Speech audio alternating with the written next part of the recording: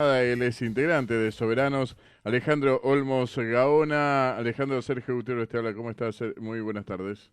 ¿Qué tal, Sergio? Buenas tardes. Muy bien, muy bien. Aquí con esta expectativa, ustedes dentro de esta agrupación tienen distintos puntos de vista o un punto de vista realmente fehacientemente qué tiene que hacer el gobierno con respecto al acuerdo o no del Fondo Monetario Internacional.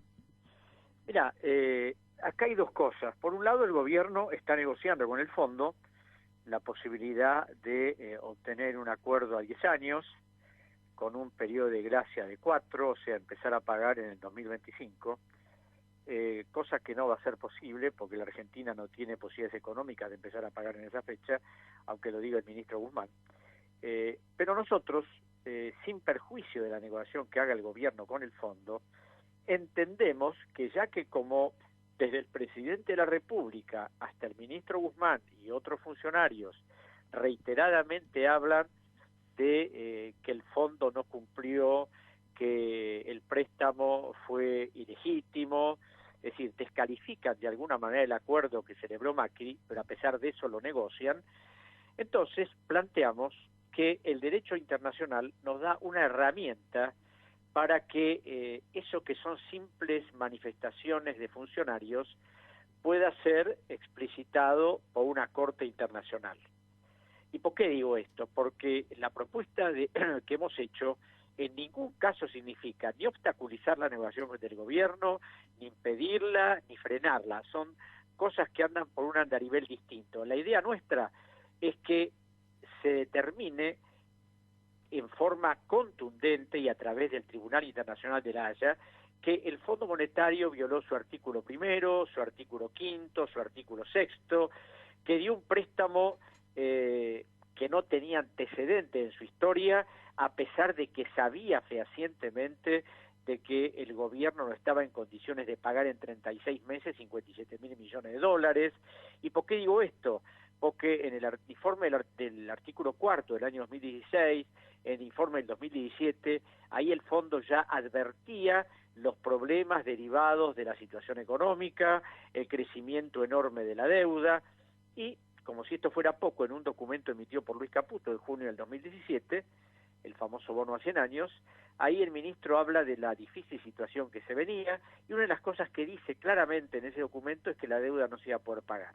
Entonces, ¿cómo es posible que un organismo internacional preste semejante suma de dinero a un país que no tenía garantías que le iba a pagar, que sabía que no le iba a pagar, y a pesar de eso lo hizo? Entonces, la idea es que más allá de las declaraciones, esto sea explicitado en un documento emitido por el más alto tribunal internacional, cuya opinión consultiva en este caso es absolutamente vinculante, porque el fondo debería aceptarla. Porque algunos juristas, he visto que algunos han tratado de relatividad diciendo que las opiniones vinculantes, consultivas no son vinculantes. Es cierto en algunos casos, pero en este caso es absolutamente vinculante, porque la Convención de Privilegios e Inmunidades de Organismos Internacionales, firmada en Nueva York en 1947, lo establece con toda claridad en su artículo 9, sección 32. Alejandro, vos decías que realmente el Fondo Monetario Internacional incumplió con todas las normas estatutarias. Y las cumplió, te digo, en el principio el artículo primero Sí. hablaba de que había que exigir garantías. Aquí no se pidieron y además se sabía que no se iba a pagar. Por otro lado, tanto el artículo quinto como el sexto se establece que cuando el fondo advierte que el dinero remitido al país no es utilizado para el objetivo pedido, y cuando advierte que la plata está sirviendo para afrontar una salida de capitales, el fondo debe advertir al gobierno que ejerza los controles necesarios, y si no lo hace, inhabilitarlo y no enviarle más fondos. El Fondo Monetario, que sabía minuciosamente que la plata se estaba fugando, no hizo nada de eso, por lo cual incumplió esas normas. Y para el derecho internacional, así como lo ha establecido la Comisión de Derecho Internacional de las Naciones Unidas, eso constituye un acto ilícito. Y al ser un acto ilícito, obliga al organismo a hacerse cargo y a repararlo. Ahora bien, el fondo podría decir que no sabía que la plata se fugaba. además de que sabía todos los que están en cuestiones económicas, el fondo lo sabía minuciosamente. ¿Por qué? Porque en las dos cartas de intención firmadas en junio y en octubre se establecía la obligatoriedad del gobierno, que lo hacía, de informarle al fondo día a día cuál era la situación de la política monetaria. Y por si esto fuera poco, el fondo, a los efectos de garantizar el control, había destacado a un funcionario llamado Trevor Allain, que tenía oficinas un piso más abajo del presidente del Banco Central dentro de la institución monetaria. Uh-huh. Alejandro, cualquier acuerdo con el Fondo Monetario Internacional supone un plan económico, y esto significa también un plan de ajuste.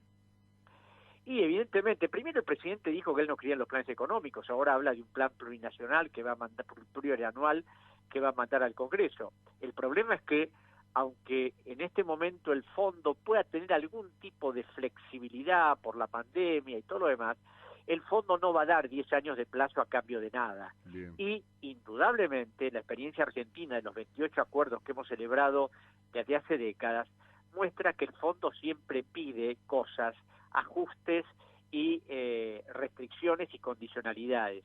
Y una de las cosas que es concreta es la eliminación o la reducción del déficit fiscal. Y la reducción del déficit fiscal significa indudablemente ajustes al sistema jubilatorio, al empleo público. Es decir, eso es absolutamente indudable, porque si no, esto de pensar que el fondo nos va a dar a cambio de nada es directamente una opción delirante. Uh-huh.